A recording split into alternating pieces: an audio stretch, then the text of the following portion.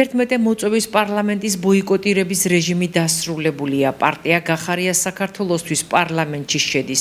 საკანონმდებლო ორგანოში 12 უფლებამოსილება შეწყვეტილი დეპუტატის ადგილმონაცვლე დეპუტატები იმუშავებენ. განცხადება აღნიშნულთან დაკავშირებით ბრიფინგზე პარტიის ერთ-ერთმა ლიდერმა გიორგი შარაშიძემ გააკეთა. მისი თქმით, ბოიკოტმა ოპოზიცია ფაქტობრივად გააქრო პოლიტიკური ასპარეზიდან. პარლამენტის მანდატების გაუქმება შეცდომა იყო, რამაც ქვეყანა დღევანდელ მძიმე მდგომარეობამდე მიიყვანა. პარლამენტისა და საკრებულოების ტრიბუნების არ გამოყენება არამხოლოდ შეცდომა, არამედ დანაშაულია. პარლამენტში განსხვავებული აზრი უნდა ისმოდეს, თქვა მან.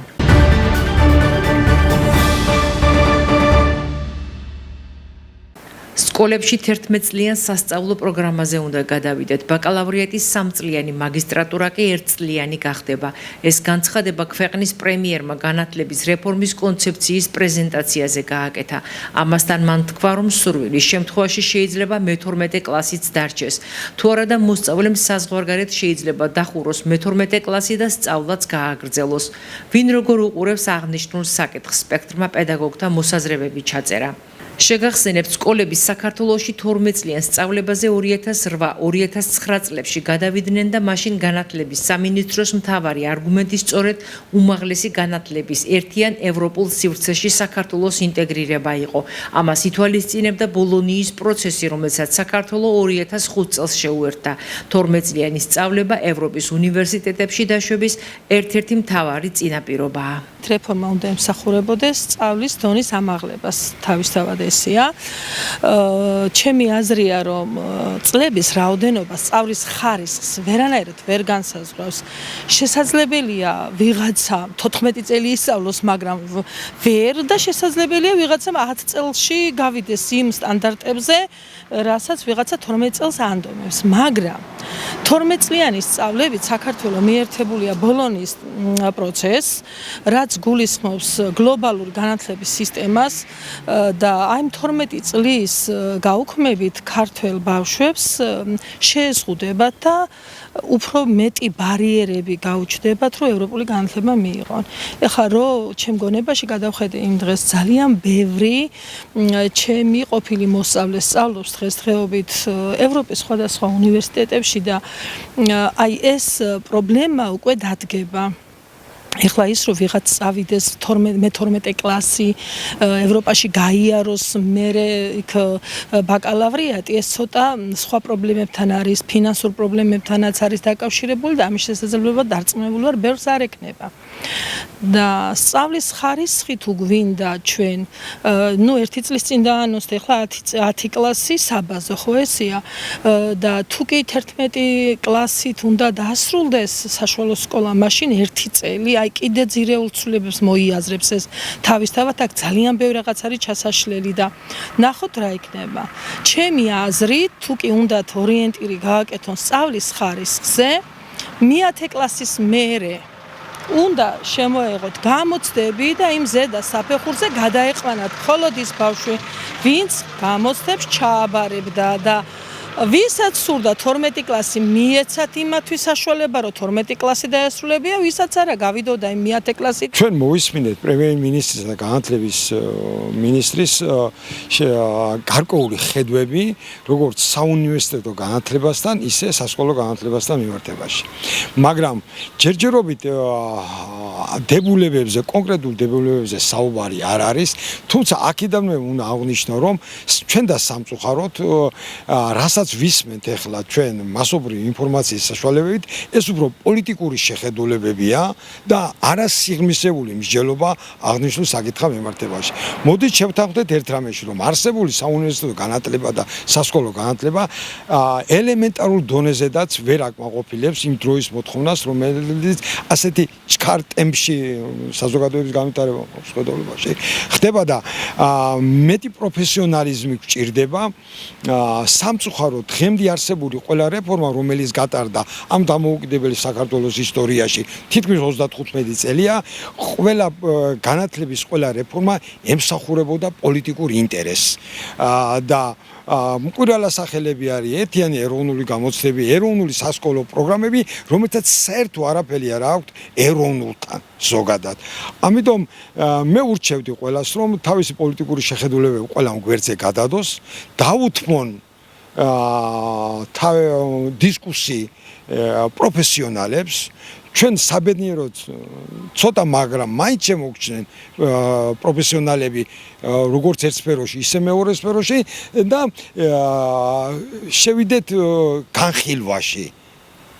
და შესაბამისად იმ ხედვებში მე რაღაცები მომწონს, რაღაც შეიძლება არც მე მომეწონა, მაგრამ კიდევ ერთხელ ვიფიქროთ არა ამ შემთხვევაში ჩვენ პოლიტიკურ მიზანშეწონილობაზე, არამედ განათლების სისტემაზე და დამერწმუნებით, რომ მივალ ჩვენ იმ დონემდე, რომ მივიღებთ ნამდვილად ეროვნულ რეფორმას განათლების სფეროში, რადგან არსებული ნამდვილად არ პასუხობს დროის მოთხოვნას. მე 12 კლასის სასწავლო პროგრამა არ არის თავსებადი ეროვნული გამოცდების პროგრამასთან. შეიძლება ჩაითვალოს, რომ ცოდნის მისაღებად იმ პროგრამისთვის, რაც ეროვნულ გამოცდებს ჭირდება, მე 12 კლასი არ არის საჭირო. ამიტომ გადაწყდა, რომ შემცირდეს ის პროგრამები, უფრო ორიენტირებული გახდეს ეროვნული გამოცდების პროგრამაზე, ეს უფრო კომპაქტური იქნება და განტვირთავს სასწავლო პროცესსაც და რაც შეეხება ბოლონიის პროცესის მიერთებას, რომელსაც ჩვენი ქვეყანა არის შეერთებული და ევროპულ სასწავლებლებში განათლების გაგრძელებას, მის გადაწყვეტა არც ისე რთულია, როგორც უკვე ითქვა, რომ ექსტერნიც შეიძლება რამოდენიმე სკოლაში დაამატონ და მე 12 კლასის განათლება მიიღოს, რომ თავსებად იყოს ევროპულ განათლებასთან. მთავარია, რომ ამჟამინდელი პროგრამები განიტვირთება და სწავლა უფრო ხარისხიანი გახდება.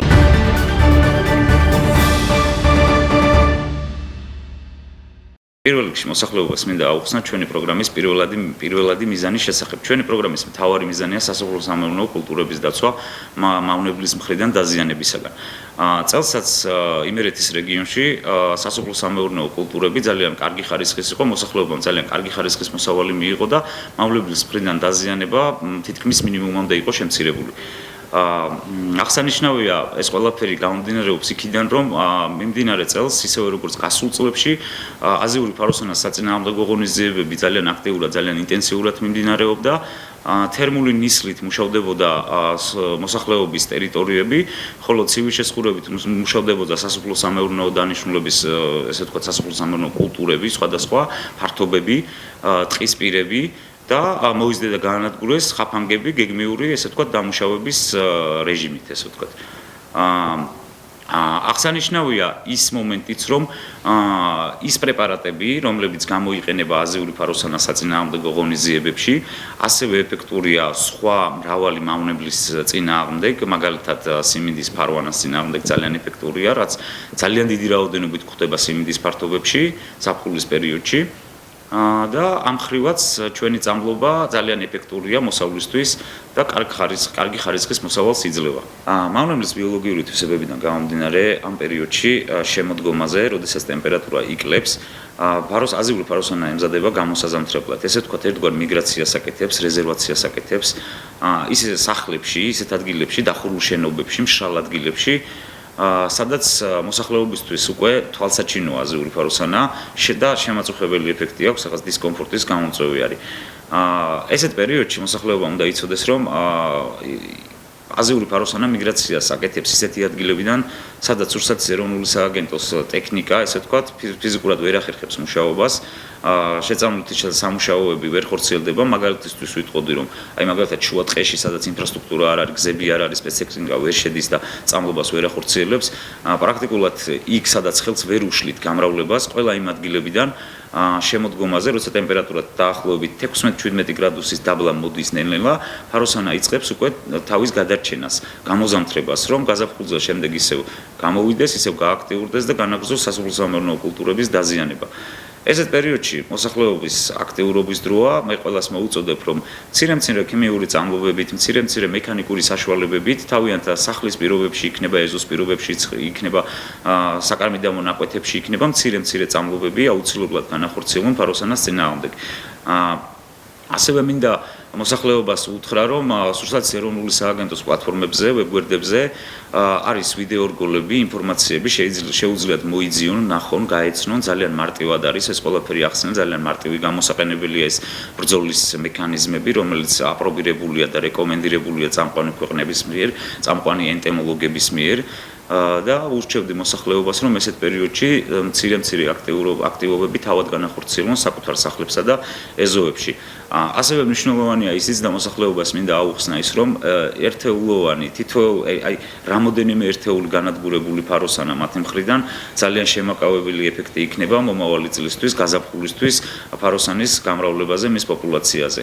ამიტომ ყველას მოუწოდებ აქტიურობას ესეთ პერიოდში, როდესაც აზიური ფაროსანა ესე თვალსაჩინოდ ახდენს მიგრაციას, გადმოდის სახლებში, ის უკვე კულტურებს აღარ ეტანება, ის მხოლოდ ცდილობს გადაერჩინოს თავი, გამოიზამთროს და გაზაფხულზე კვლავ გამოვიდეს, ესე ვთქვათ, და განაგრძოს განადგურება მოსავალს. ფაროსანა, ესე ვთქვათ, თავისი ბიოლოგიური თვისება აქვს ეგეთი, რომ აი მიგრაციას, ესე ვთქვათ, გრძნობს ის, რა დროს უნდა დაიძრას, სანამ ტემპერატურა ძალიან დაეცემა, ის რაღაც თავისებურად გრძნობს ამას და ზუსტად იწყებს გადმოსვლებს. ხოლო ზამთარში, როდესაც ის გამოზამთრების პერიოდში არის, ის არის პასიური, ის ძინავს, ესე ვთქვათ, არ მოძრაობს, სადღაც მშრალ ადგილას დამალულია, რომ გადაიტანოს ზამთარი და შემდეგ გაზაფხულზე, ესე ვთქვათ, ახალ მოსავალზე გადავიდეს ნაყოფს. ყვება არ ჭირდება. ყვება არ ჭირდება, არ არის აქტიური ზამთარში, არ არის ფაროსანა, დამალულია, არ აქტიურობს, ვერ მოძრაობს, გაშეშებულია სადღაც ერთ ადგილას. მოსახლეობას მინდა მოუწოდო საკუთარ ეზოებში, საცხოვრებელ სახლებში მცირე ქიმიური საშუალებებით თუ მექანიკური საშუალებებით, სპეციალური დაცვის საშუალებების გამოყენებით განახორციელონ მცირე წამლობები და საწინააღმდეგო ღონისძიებები საკუთარ საკარმი დამონაკვეთებში იქნება თუ სახლებში იქნება. ძალიან მნიშვნელოვანია ასეთ დროს დამეთანხმებით მოსახლეობის ინფორმირება და ვიდეო კლიპები, ესე პასიურად თუ აქტიურად მიწოდებული ინფორმაციები, სავარაუდოდ ძალიან მნიშვნელოვანი გავლენას იქონიებს მერე შედეგზე. მოსახლეობას თავად შეუძლია ინტერნეტის გამოყენებით სურსათის ეროვნული სააგენტოს პლატფორმებზე, ვებგვერდებზე გაეცნოს ინფორმაციას, ნახოს ვიდეო რგოლები, ნახოს მექანიკური განადგურების საშუალებები, რომლებიც შეუძლია საკუთარ სახლში გამოიყენოს, გაეცნოს ამ ინფორმაციას და თავად გამოიყენოს საკუთარი ეზოს თუ სახლის პირობებში. შენ შეხვდა სახლში ეს უსიამოვნო სტუმარი. ნუ ღელა, გასწავლე მარტივ მეთოდებს, როგორ ებრძოლო აზიურ ფაროსანას სახლის პირობებში. შემოდგომაზე, როცა მწერი გამოსაზამთრებლად ემზადება და თავშესაფარს ჩვენ საცხოვრებლებსა და დახურულ შენობებში ეძებს, შეგვიძლია გამოვიყენოთ მისი განადგურების მექანიკური გზები. ერთ-ერთი ეფექტიანი საშუალება ფაროსანასთვის გამოსაზამთრებლად თავშესაფრის მომზადებაა. ვიღებთ ყუთს, სხვადასხვა ადგილას ვხრეთ, შემდეგ მასში მჭიდროდ ვათავსებთ, მაგალითად, კვერცხის ჩასაწყობ მუყაოს ფირფიტებს ან მსგავს მასალას და ვდგამთ სახლთან ახლოს. ზამთარში ფაროსანა სწორედ ამგვარ თავშესაფარს ეძებს და იმალება. არასასურველი სტუმრების მოსვლის შემდეგ ყუთი უნდა გავანადგუროთ. მავნებლის წინააღმდეგ ასევე კარგად მუშაობს მტვერსასრუტი. ამ შემთხვევაში შენი დავალება მხოლოდ მათი შეგროვება და განადგურება. კიდევ ერთი მარტივი გზა ფაროსანას სანათით მოზიდვა. ანთებ შუქს, ახლოს კი უდგამ ჯამს, რომელშიც ჯერ ფოლგას ჩააფენ, შემდეგ კი საპნიან წყალს ჩაასხან. შუქზე მოსული მავნებლები წყალში ვარდებიან და იხოცებიან. თუ ბაღი გაქვს, გამოგადგება შემდეგი პრინციპი. მოიზიდე და გაანადგურე. პირველ რიგში ბაღის კიდეზე უნდა მოვაწყოთ ბადი, რომელსაც სპეციალისტების მიერ რეკომენდებული შესაბამისი პესტიციდით შევწამლოთ. ბადის კიდეზე ვამაგრებთ ფერმონს, რომლის სუნზეც მავნებელი მოდის. ბადეს ეხება და კვდება. გახსოვდეს, ერთი ფაროსანას განადგურება მომდევნო სეზონისთვის 20,000 ახალი მავნებლის მოსპობას ნიშნავს. ერთად ვებრძოლოთ აზიურ ფაროსანას.